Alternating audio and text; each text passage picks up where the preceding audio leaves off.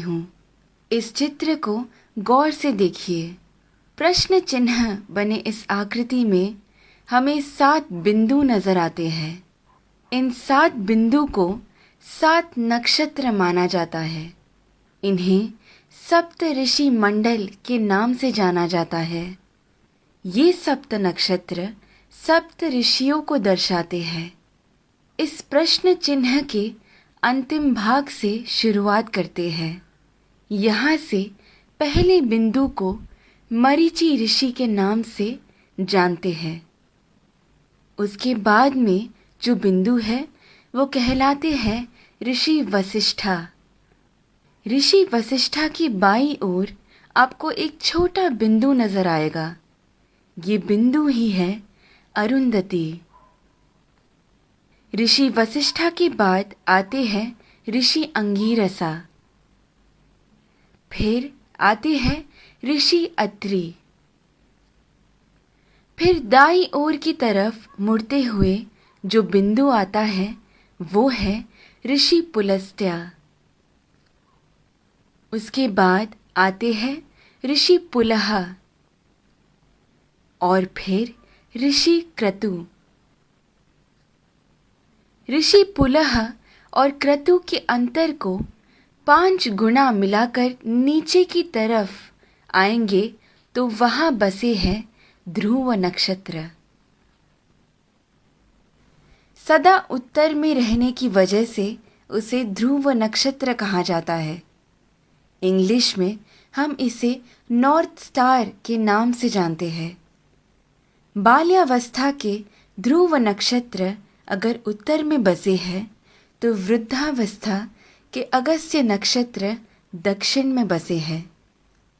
अगस्त्य और ध्रुव नक्षत्र हमेशा उसी स्थान पर ही पाए जाते हैं। इन दोनों के बीच में मौजूद आकाश गंगा सतत घूमती रहती है।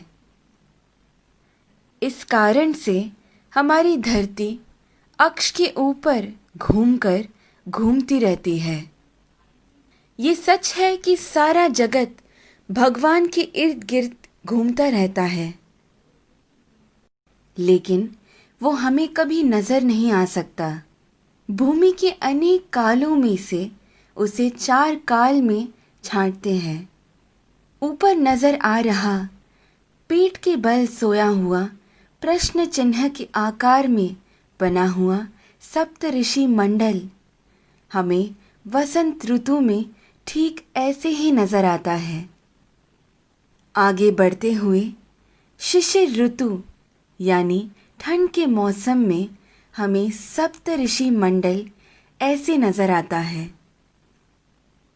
फिर शरद ऋतु में जब सारे पत्ते झड़ने लगते हैं तब सप्त ऋषि मंडल हमें ऐसे पीठ के बल सोया हुआ प्रश्न चिन्ह के आकार में नजर आता है। और फिर ग्रीष्म ऋतु यानी गर्मी के मौसम में हमें सप्त ऋषि मंडल ऐसे शीर्षासन कर रहे प्रश्न चिन्ह के आकृति में नजर आता है। चाहे जो भी हो, जब हम ये सारे प्रश्न चिन्हों को एक साथ में देखते हैं, हमारे सामने एक विशेष आकृति हमें बनता हुआ नजर आता है। वही कहलाता है हमारा स्वस्तिक। स्वस्थ का मतलब है आरोग्यवान। स्वस्तिक का महत्व मेरे पिता मुझे हमेशा से बताते आए हैं, लेकिन हर क्षण प्रयोग में ला रहे इस स्वस्तिक का जन्म कहाँ से हुआ ये आज मेरे पिता द्वारा जाना, जो आप सभी में मैंने बांटना चाहा। ध्रुव नक्षत्र को देखते हुए हमें ये मालूम होता है कि हम पूरी जिंदगी जिस दिशा की ओर बहते जा रहे हैं वही है उत्तर दिशा। इसीलिए शायद हमारी भूमि पर भी दक्षिण में अधिक जल है और उत्तर की ओर अधिक ज़मीन है। इस विषय को इतनी सुंदरता से वीडियो के रूप में बनाकर आप सभी को समझाने का श्रेय जाता है मुक्ता जी को।